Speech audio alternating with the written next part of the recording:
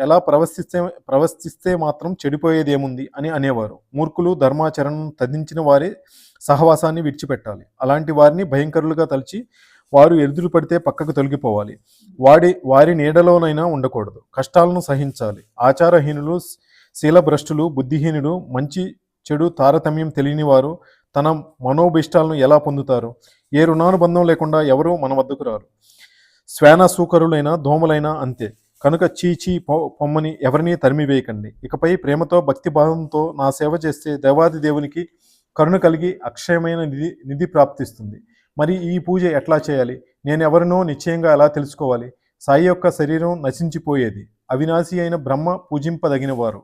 నేను అష్టాదశ ప్రకృతి రూపంలో నలుదిశలా వ్యాపించి ఉన్నానని శ్రీకృష్ణుడు అర్జునునికి గీతా వ్యాఖ్యానమందు చెప్పారు. స్థావర జంగమాత్మక జగత్తులో వివిధ నామరూపాలన్నింటిలో నేనే అష్టదా ప్రకృతిగా నటిస్తున్నాను. ఇది నా చమత్కారమే.